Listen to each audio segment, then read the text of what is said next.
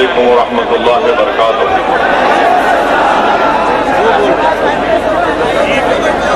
उमरा के मजलिस इत्तेहादुल मुस्लिमीन के सदर जनाब मजहर लाला साहब, मुंबई के मजलिस इत्तेहादुल मुस्लिमीन के सदर कमर भाई साहब का, शब्बीर साहब का, वसीम सैयद का और नासिर पठान साहब का शुक्रिया अदा करता हूं।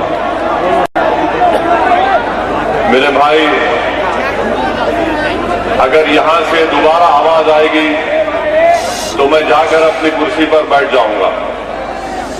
मैं आप लोगों से मुखातिब हूं, यहां से आवाज नहीं आएगी, वरना मैं जाकर बैठ जाऊंगा, जलसा नहीं होगा। अगर आपको तकलीफ हो रही तो आप थोड़ा बाहर हट के बैठो। बिस्मिल्लाहिर्रहमानिर्रहीम। अजीज़ान मिल्लत, इस जलसे में तशरीफ फरमा बुजुर्गान मिल्लत, मेरे गयूर नौजवान साथियों, पसे पर्दा बैठकर सुनने वाली मेरी इज्जतदार माँ और बहनों, मैं सियासी गुफ्तगू करने से पहले मैं ये समझता हूं कि मेरी दीनी और अखलाकी जिम्मेदारी है कि मैं उस मौजू पर आपसे बात करूं और जिसका जिक्र करना निहायत ही अहम है और मौजूदा मुल्क के हालात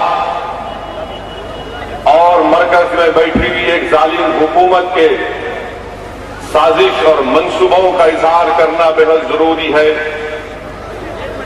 जो हिंदुस्तान के गयूर 17 करोड़ तौहीद परस्त लोगों की शनाख्त को खत्म करने पर और हमको अल्लाह उसके रसूल के दिए हुए कानून करने के लिए मरकजी हुकूमत हिंदुस्तान यकसा सिविल कोड के नाम पर हमारी शनाख्त को खत्म करने की कोशिश कर रही है। और मैं आपकी तवज्जो इसलिए चाहूंगा कि सारे मुल्कगीर पैमाने पर पूरे मुल्क में जिस किसी क्या कहा था, अच्छे दिन आएंगे, क्या अच्छे दिन आए मेरे भाई? मिस्टर मोदी, ये मुमरा के हजारों के तादाद में यहां पर मौजूद फर्जंदान तौहीद और मेरी इज्जतदार मार बहने पुकार करार से कह रहे कि अच्छे दिन को आपने तल्लाक तल्लाक तल्लाक।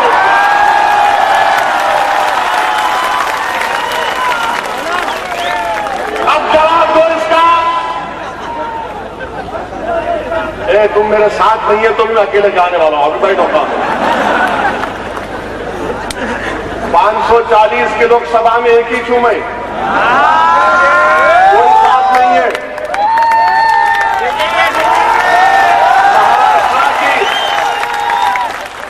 महाराष्ट्र के 280 है ना,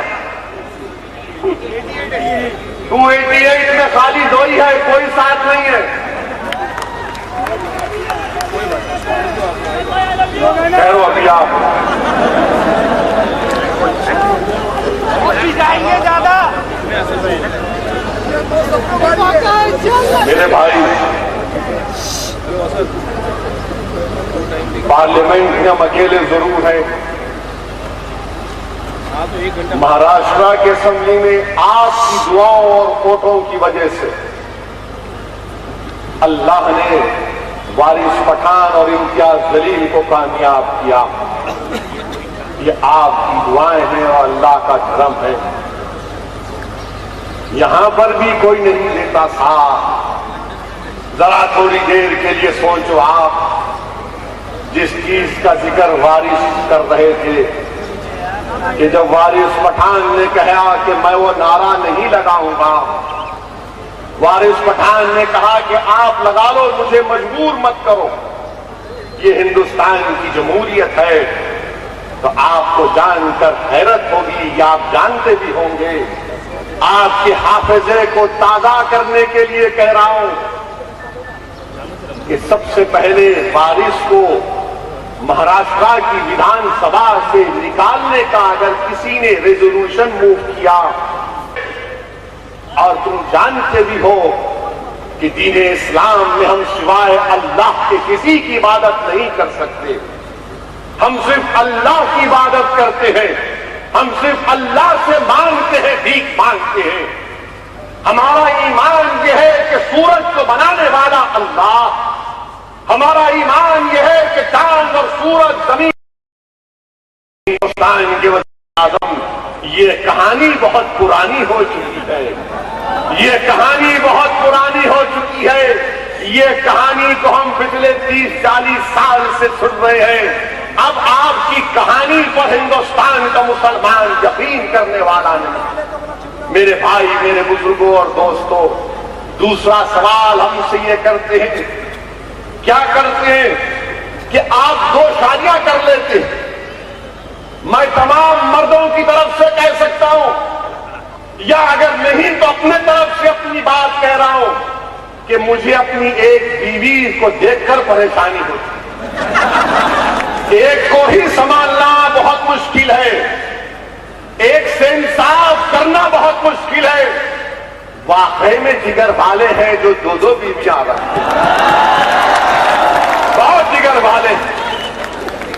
हम तो एक में ही परेशान हैं, पिस नहीं रहे, अल्हम्दुलिल्लाह खुश है। मगर अल्लाह क्या कहता है? अल्लाह मर्दों से कह रहा है कि अपने बीवियों को खुश रखो। अल्लाह ने औरतों से नहीं कहा, सुनो मर्दों, सुनो नौजवानों। अल्लाह कुरान में मर्दों से कह रहा है अपने बीवियों का ख्याल रखो, उनको खुश रखो। ये औरतों की जिम्मेदारी नहीं है। अब मेरी कोई बात सुनकर किसी मर्द की मर्दानगी को तकलीफ पहुंची होगी तो मेरे भाई माफ करना, तुम्हारी मर्दानगी को तकलीफ पहुंचाने के लिए कह रहा हूं कि हमारी जिम्मेदारी है कि हम अपनी बीवियों का ख्याल रखें। और मेरी नजर में मर्द वो है जो अपनी बीवी का ख्याल रखे, नामर्द वो है जो अपनी बीवी को मारता, नामर्द वो है जो अपनी बीवी का ख्याल नहीं रखता। मर्द वो है जो अपनी बीवी को खुश रखता है, मर्द वो है जो अपने बीवी से मोहब्बत करता है, मर्द वो है जो अपनी बीवी की तकलीफ को अपनी तकलीफ महसूस करता है। मेरे अजीज दोस्तों और बुजुर्गों, ये जिक्र हमारी किताब कुरान करीम में किया गया। मिस्टर मोदी का आप क्या जवाब देंगे? क्या जवाब देंगे इसका आप? और फिर ये कहना कि मुसलमान सिर्फ 2 बीवियां रखते नहीं। मेरे भाई, नेशनल फैमिली हेल्थ सर्वे 2005 और 6 आया, जिसमें क्या कहा गया कि हमारे हिंदू भाई भी 2 बीवी रखते हैं, मुसलमान भी रखते हैं, सब रखते हैं, मगर बदनामी का टोकरा हमारे सर पे रख देते हैं कि इन्हें आप ही करते नहीं करते। मेरे भाई खामोश है। मेरे भाई, कांग्रेस ने, राष्ट्रवादी ने क्या किया? कांग्रेस और राष्ट्रवादी ने धोखा दिया, इलेक्शन से पहले ऑर्डिनेंस जारी कर दिया, उसको कानून की शक्ल का रूप उसका अख्तियार करने नहीं दिया, आधा काम करके चले गए। और ये हमेशा आधा काम करते कांग्रेस राष्ट्रवादी वाले। मालेगांव का बम ब्लास्ट हुआ, तो भाई अभी 6-7 मिनट, हेलो डर जाओ, 6-7 मिनट में बहुत हो सकता, 15 मिनट में बहुत हो गया तो 3 मिनट में क्यों नहीं देते हमको आप? मालेगांव का बम ब्लास्ट, हम पूछना चाहते हैं आरएसएस वालों से, कि हर बार बोलते हैं कि इस मुल्क को इस्लामिक टेररिज्म से खतरा है। मेरे भाई, मैं आपके सामने जो बात कह रहा हूं जहन नशीन कर लो। अगर कोई प्रेस वाला आपसे सवाल करेगा इस्लामिक टेररिज्म के ऊपर, हेमंत करकरे अगर जिंदा होते, शहीद हेमंत करकरे, तो हेमंत करकरे ने मालेगांव के 2006 के बॉम्ब ब्लास्ट में चार्जशीट जो डाली थी, उस चार्जशीट का सफे नंबर 66 ये कहता है कि लेफ्टिनेंट कर्नल पुरोहित, मेजर उपाध्याय, ये लोग, इनके पास हथियार था, ये इजराइल से जाकर हथियार लाए थे। इसमें कहा गया, और हमारे वजीर आजम तकरीर में बोलते कि इजराइल की तरह हमने काम किया। मिस्टर मोदी, ये कहां का रिश्ता जोड़ रहे आप? कर्नल उपाध्याय तो बोला है इजराइल कि इजरायली हुकूमत ने हथियार देने का वादा किया, इजरायली हुकूमत ने इनको वहां पर दफ्तर देने का वादा किया। ये मेरे अल्फाज, ये हेमंत करकरे की फाइल करदा चार्जशीट में पेज नंबर 66 में कहा गया। और फिर हिमायत बेग का केस आपके सामने है। हिमायत बेग को सजा जरूर हुई, मगर जर्मन बेकरी में नहीं हुई। हिमायत बेग के पास जो निकला वो बेकरी के लिए नहीं इस्तेमाल हुआ। मेरे अजीज दोस्तों और बुजुर्गों, हिंदुस्तान के हालात और वक्त का तकाजा यह है कि मुत्तहिद हो जाओ मेरे भाई। हम अपने अपने मसलक पर चल सकते हैं, हम बरेलवी हो सकते हैं, देवबंदी हो सकते हैं, सलफी हो सकते हैं, शिया हो है, मगर मेरे भाई हम मुसलमान भी तो हैं। मुत्तहिद हो जाओ। दलितों को अपने साथ देना पड़ेगा। ये दलित पिछड़े, अच्छा क्यों लेकर गए वहां पे मार्केट? इसलिए अतराफ में रेजिडेंशियल कॉम्प्लेक्स के बिल्डरों से बातचीत हो गई थी। आप लोग क्या बोलते मुंबई की जबान में? मांडवाली हो गई। मैं भी अच्छा बोल रहा हूं भाई, वेरी गुड। वो कर लिए थे। तीसरी बात, पानी के बारे में बोल दिया। सूरेज प्लांट का कनेक्शन नहीं दे रहे, ये कौन करेगा मेरे भाई?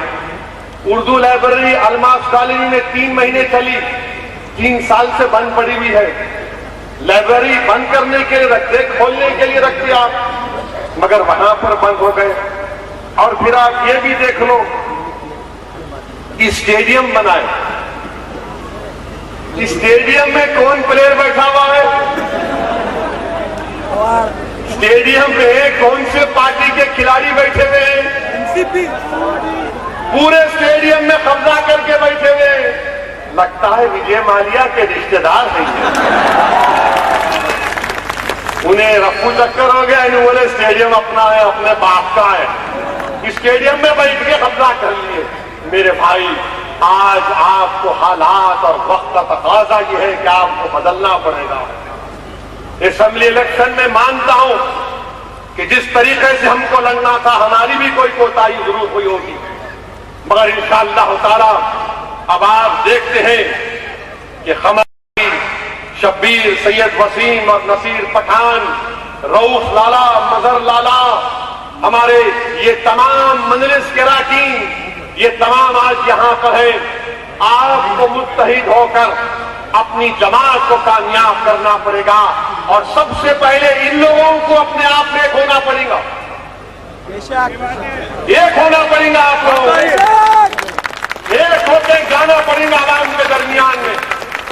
और मैं वार्निंग दे रहा हूं पब्लिक के मौजूदगी में, सबसे कह रहा हूं, कोई मजलिस से बड़ा नहीं। असदुद्दीन ओवैसी भी अगर है तो मजलिस की वजह से, मजलिस नहीं तो असद भी नहीं। तो अपनी जमात का ख्याल रखिए।